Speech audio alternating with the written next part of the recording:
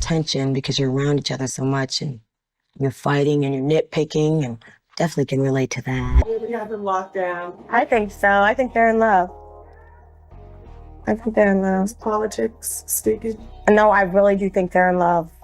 I have a big crush on him now. What Blu Cantrell's been hiding about Jay Z could flip your whole view of both of them. Seriously, this ain't just some random tea. This is a straight-up public call-out. Blu, it's time to speak up and let that voice be heard again. For years, folks in the hip-hop world have been whispering behind closed doors, talking about a secret fling, a baby no one's supposed to know about, and a silence that wasn't exactly by choice. But what happens when that silence finally cracks wide open? Did Blu Cantrell really get pushed out of the game just to keep the Carter legacy clean? And here's the wild twist that'll have you doing a double take. Don't get it twisted. Before the headlines faded, before she disappeared from the spotlight, Blu was her. Government name, Tiffany Cobb. She had the voice, the looks, the energy, everything. Blu had that star power that couldn't be faked. She'd been grinding behind the scenes, backing up legends like Diddy before she got her shot. Then came 2001. Blu dropped her debut album, So Blue, and boom, she didn't just make noise, she shut it down.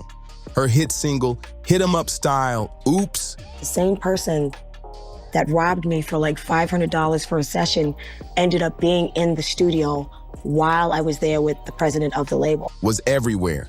Radio couldn't get enough and people were hooked. That wasn't just a hot moment, she was dominating. In just 2 weeks, the album went gold, cracked the Billboard 200, and landed her 2 Grammy nominations.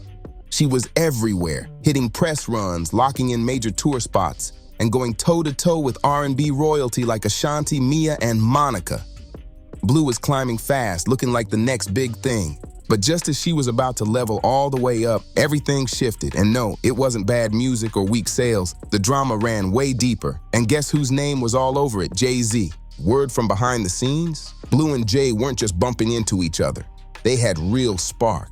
Industry insiders said the chemistry was obvious. They were seen getting cozy at events, vibing on private vacations, and posted up at exclusive parties. But not just any parties, VIP scenes hosted by heavyweights like Diddy. So yeah, people started talking and watching real close. The romance rumors started swirling fast. And then came the moment that threw gas on the whole situation. Wendy Williams, never one to play it safe, hit Blu with a straight-up question on live TV. Have you ever kissed Jay Z? And Blu? She laughed, looked nervous, and dodged the whole thing.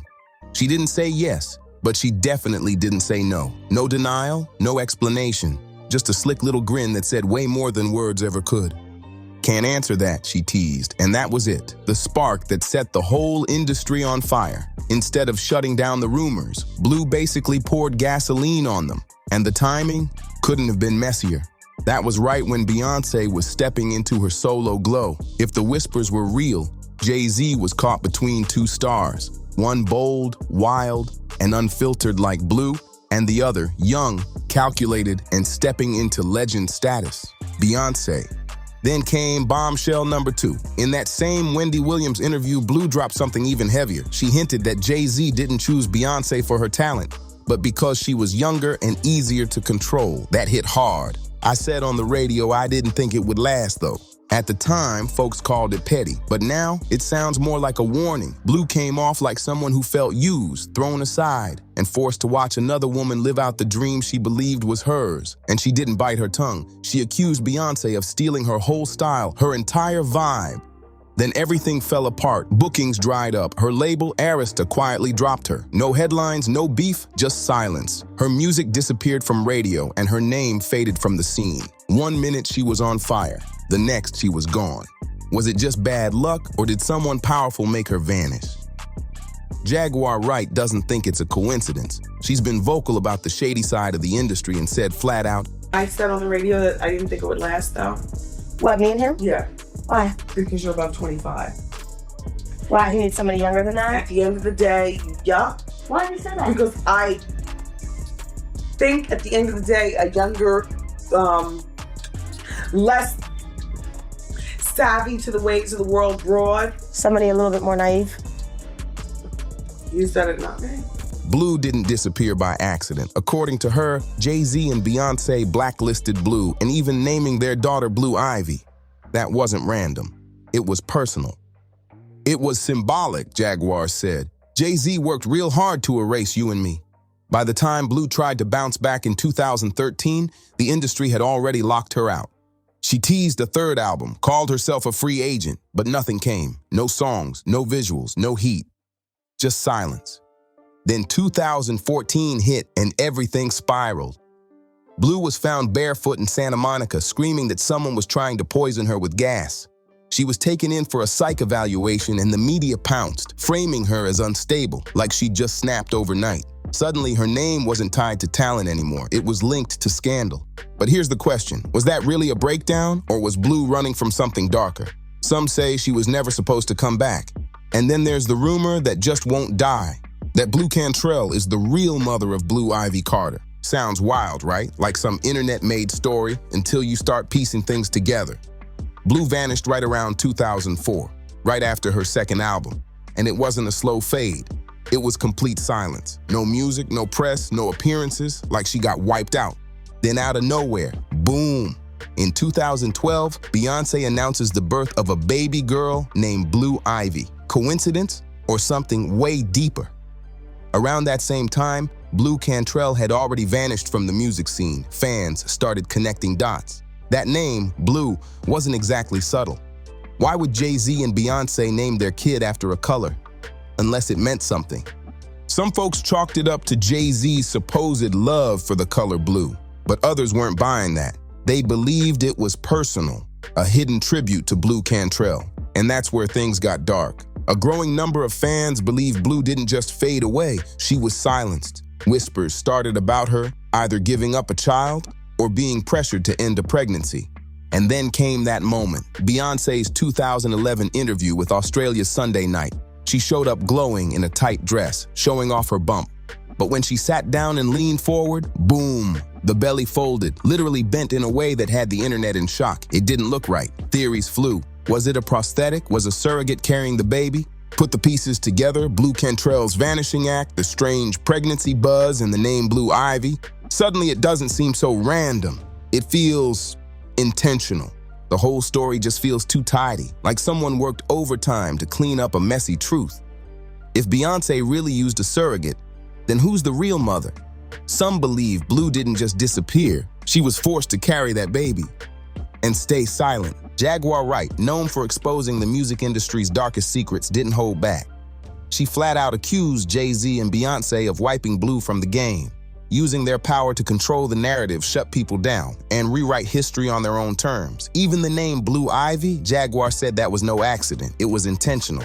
And it gets even heavier. According to Blu herself, when Beyoncé learned she was pregnant, she panicked. Blu claimed she was poisoned and said Beyoncé allegedly pressured her to end the pregnancy. That, she said, is what truly broke her, not the fame, not the label politics, that moment.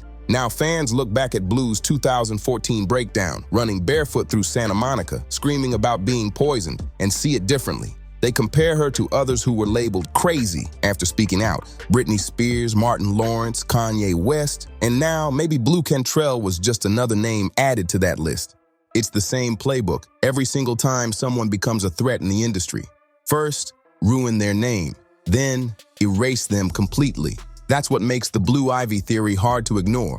Even if you believe Beyoncé carried the baby herself, the secrecy, the NDAs, the image control, it all feels too calculated. Now think about it. If Blu Cantrell really had a child with Jay Z, what would that mean for Beyoncé's entire brand? Kissed Jay Z romantically? No. No, I can't answer that. I can't answer that. Why do people not want to let the Jay Z Blu Cantrell thing go? Then came the second. The Carter Empire is built on power, perfection, and legacy. That kind of truth, it would shatter it. Jay Z wouldn't just look unfaithful. He'd be exposed as a man who fathered a child with another woman and tried to erase it. And Beyoncé, people would say she helped cover it up or even rewrote the whole story. As for Blu Cantrell, she wouldn't just be a forgotten R&B name from the early 2000s. She'd be the missing piece in one of the wildest celeb bombshells ever. But here's the twist. Blu has never claimed she had a baby. No photos, no names, nothing. That silence, it's deafening. And that's what makes it hit harder. She didn't just fall off, she vanished. Exactly what they needed. Her career didn't slowly fade, it got erased. One day she's killing the charts, the next, gone. And when you trace back how it happened, it starts to look real shady. Go back to 2003. She dropped her second album, Bittersweet. It had bangers, crazy vocals, even earned her another Grammy nod. But something was off. The album barely got promo. Arista Records, the same label that hyped Blu's debut, suddenly went silent. No big promo, no push, no nothing. Her tour dates got cut short. Her spotlight started fading quietly. At the same time, Beyonce was gearing up to dominate. And Blu, she was getting pushed out clean and strategic. Then just like that, her contract wasn't renewed. No statement, no farewell, just gone. People noticed. And soon the comparisons and accusations started flying. Blu didn't stay quiet either. She said Beyonce wasn't just rising, she was copying. One major example, Blu dropped a bold Western-themed video for her track roundup. Fierce fits, desert shots, wild visuals. Then suddenly, Beyonce popped out with similar aesthetics. Around that same time, Jay Z and Bey dropped 803 Bonnie and Clyde. And the visuals. Fans said they looked way too familiar. Then there was the Sean Paul situation. Blu had already scored a hit with Breathe, a huge track featuring Sean Paul. It had that Caribbean flavor, a smooth hook, and was everywhere. But out of nowhere, Beyonce dropped Baby Boy, also with Sean Paul, and also riding that same island vibe. To Blu, this wasn't just inspiration. It felt personal, like someone was watching her moves and using them. What made it sting even more, Beyonce had Jay Z backing her every step of the way. Her visuals got sleeker, her sound more refined. Every release, big budget, perfect timing, flawless rollout. Meanwhile, Blu's support was crumbling, budget slashed, promo gone, and her name started fading out of the conversation, like she was being erased on purpose. While Beyonce was being built into a global icon, Blu was getting boxed out. But she didn't just stay silent. In one of her boldest moves, Blu clapped back, not just through music, but in a Guardian interview. And she didn't hold back. She kept it real. I'm an adult. She's younger. And if she's doing what you're saying, then she's being a little immature. If she goes there with me, it's the wrong move. Then she added, if you have issues with your man, address it with him. Don't take it out on the girl. To fans, that was a direct shot. Blu was done staying quiet. No more shade. She was calling Beyonce and Jay Z out straight up. Her frustration was raw, unfiltered, and loud. But right after that interview, she was gone. No singles, no third album, no tour, just silence. Again, just silence. The exact moment Blu chose to speak her truth, she vanished. Sound familiar? Blu Cantrell. You were singing Fool. And you made a choice to work with someone, and you probably didn't realize how nefarious he was when you got involved with him. I didn't. According to Jaguar Wright, that wasn't some random fluke. She's been calling it what it is, strategic erasure. Jaguar, once a rising neo-soul artist herself, says the industry shuts down artists who get too bold, too real, or refuse to play the game. And she's named names, Blu Cantrell included. Jaguar claims Jay Z worked hard to bury her. And this? It wasn't just about music or charts. It was about control. If Blu and Jay Z were really involved, maybe even expecting a child, then pushing her out wasn't just business. It was about killing a story before it ever went public. And the wildest part, Blu's not the only one. Look at other powerful R&B women from that era. Mia, she went from global tours to quietly going indie. Monica, radio support started drying up. And Aaliyah, she was rising fast, breaking into Hollywood, heading for icon status before that tragic plane crash in 2001. Right as Destiny's Child was leveling up. To some fans and even insiders, that's no coincidence. The pattern's there. And when you see it play out over and over, it gets real hard to ignore. And they say it's a system, a pattern. And by 2004, Jay Z wasn't just a rapper anymore. He was president of Def Jam, one of the biggest power moves in the game. And guess what? That's exactly when Blu Cantrell's contract got dropped, just like that. Later, she revealed something that had people side-eyeing the whole situation. The lawyer she was told to trust during contract talks, he was also working for the label. That's not just shady. That's a straight-up conflict of interest. Blu never stood a chance. She said it herself. If I'd known, I would have gotten my own lawyer. That lawyer was working for them. They took what was mine. She had no control over her masters, barely saw royalties from her own hits. And when she tried to fight back, she got iced out.